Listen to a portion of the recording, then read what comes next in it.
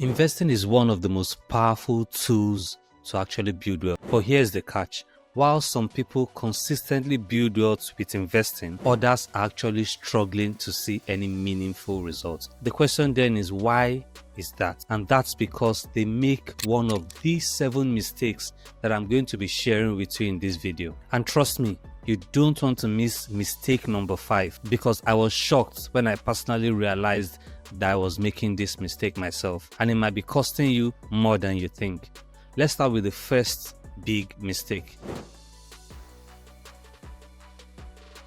and that is jumping into investing without a plan. Just think of this mistake like trying to build a house but without having blueprints. And I learned this the hard way, because when I started investing, I was just throwing money at random stocks that looked interesting, or maybe someone said was interesting. I would just invest my money into it. But the truth is, without clear goals, you are bound to just drift aimlessly and ultimately lose money. But here is how to avoid this mistake. First, write down your specific financial goals. And that is just asking yourself, why are you investing? For someone like me, that's investing for retirement. Or it could be that you're also investing for your kids' education. Write that down. Secondly, determine what your risk tolerance or what your risk appetite is. Can you sleep at night if your portfolio drops by 20%? Write that down. Have that thing, that internal thought. Finally, by writing the answers to these questions, you're ready to create an investment plan that actually aligns with your goals. To create this plan, I'm going to use ChatGPT. Yes, ChatGPT that we all know. And all I'll just do, as you can see, is to input all the answers to the questions that I've asked earlier. And I'm going to tell ChatGPT to actually spit out a plan. And that's a good start. You don't need to pay someone else.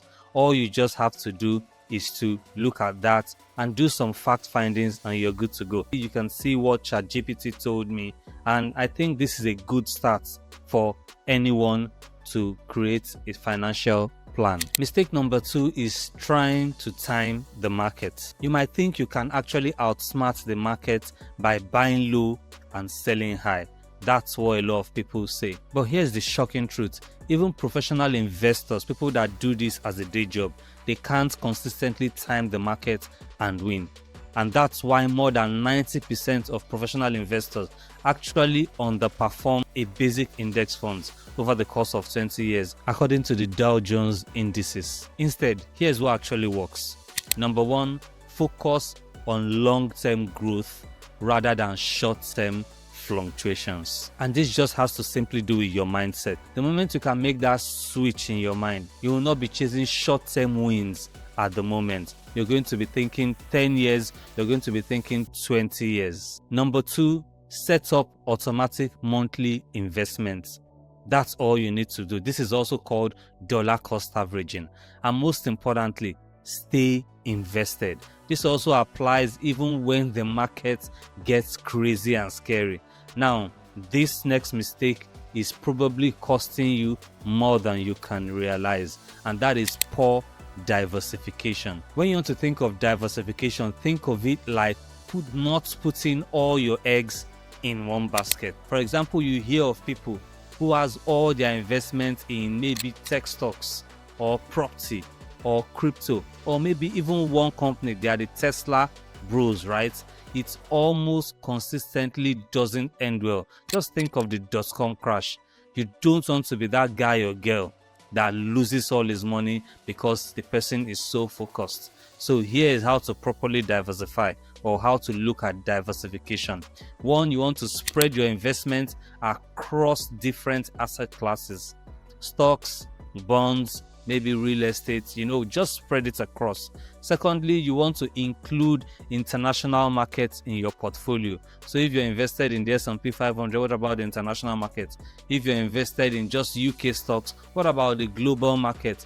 Think globally, don't just think wherever you're located or the US. And lastly, regularly review that allocation to ensure that it is actually staying balanced. And speaking of balance, let's talk about something that actually throws most investors off course, and that's mistake number 4.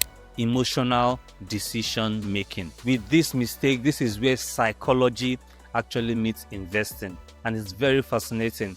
Read the book Psychology of Money to dig deep into this, and I'll link the book in the description. So think about it. When the market crash, what's your first instinct? For most people, you would want to sell everything and actually run.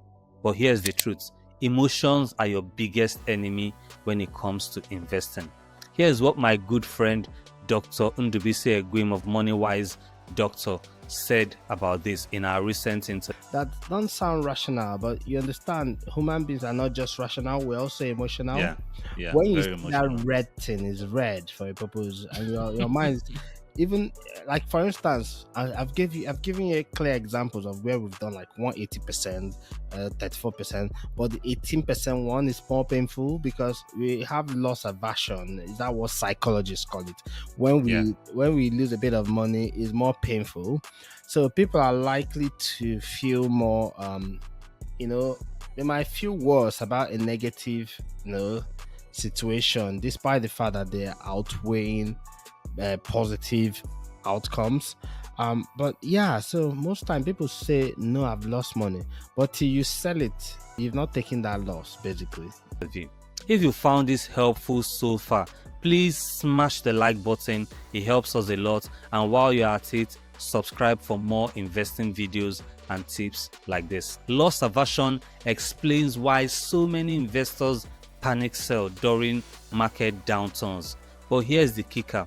Letting emotions drive decisions could actually cost you far more in the long run. So how do you avoid this? The first step is to recognize that this is a thing. Recognize that you're actually susceptible to it. The next step is actually deciding to anchoring your decisions to data and not emotions. For instance, ask yourself, is this company, if you're invested in a company or fund, long-term potential still intact? If the answer is yes, then just shut the noise and keep investing. Mistake number 5, did you know that just 1% in extra fees could actually cost you hundreds of thousands of pounds or dollars in your lifetime investing? I didn't know this either until I did the maths myself. And let me show you. Let's say you start investing £400 at age 30. You plan to retire at age 60. That means that you will invest £400 monthly for 30 years. With an average return of 10%, which is normal. If you have a fee of 1%, your estimated return is just over 700,000. Now double that fee and guess what your return will be? Yes, about 600,000. So that 1% and more is costing you close to 150,000 pounds. And that is why I recently started advising beginner investors to actually run away from Vanguard because of the change to their fee structure. So before you start investing, look at fees, compare fees. On the screen, you will see a table explaining all the fees that you can encounter when investing with their description. Not all platforms apply all fees, but this just helps you to understand these fees when you see them in any platform. Just pause the video, take a screenshot, and when you go to invest, you can understand whatever jargon is saying. I also want to highlight here that we are actually investing and not trading. And a lot of these platforms would actually charge trading fees, which you can also see on the screen. So my advice is, with trading, avoid frequent trading. You just want to keep investing month in, month out. Like I said earlier, dollar cost average. And also in the description, the first link you will see is an investing checklist that would serve as a handy guide for beginner investors or even people that have been investing for a while that want to anchor and make sure that they are following the right steps when it comes to investing. So click the first link in the description to download that checklist. So now mistake number 6, and that is following the herd blindly. So just because everyone is jumping on a stock or a trend doesn't mean you should. Do your own research before investing. Don't buy something just because it's trending on social media or a YouTuber says that's the best. Do your own research. I can't overemphasize this. And finally, here's the mistake that can quietly destroy your carefully built portfolio, and that is forgetting to rebalance your portfolio. Think of your portfolio like a garden, right? It needs regular maintenance, and that means that over time some investments will grow faster than others. And what this does is it throws off your carefully planned asset allocation, and suddenly you're taking on more risk than you actually intended. For example, you decided, oh, I'm going to invest 5% of my portfolio in cryptocurrency, and after a year 20% of your portfolio is crypto. That is way off what you initially planned. The solution for something like this is to make sure that you have in your calendar, you scheduled a regular portfolio review session. Do this at least once a year, and what you want to do with that meeting is to look at your investments and adjust them back to the target percentages that you've already predetermined. Remember, you had a plan, right? That's the first step, and that plan has to do with setting up percentages. So you want to reallocate funds in line with those percentages. And if you're investing in funds and you feel, okay, I don't want to get involved with all this rebalancing of a thing, the best thing for you to do is actually to buy a target date fund. And what a target date fund does is it reallocates your assets based on the parameters and the characteristics of that target date fund. This is done automatically in the background. You don't have to do anything on a yearly basis. You just set it and you forget it. All you have to do is to just keep investing into the platform. So there you have it, the 7 biggest investment mistakes that you actually need to avoid. And remember, successful investing is not about getting everything perfectly right. It's about not losing money, and avoiding these mistakes would help you not to lose money. I'd like to hear from you, so go to the comment section and let me know what your biggest investing lesson is. I read and respond to every comment. Don't forget, the first link in the description would have the free investment checklist. Thank you for watching, and I'll see you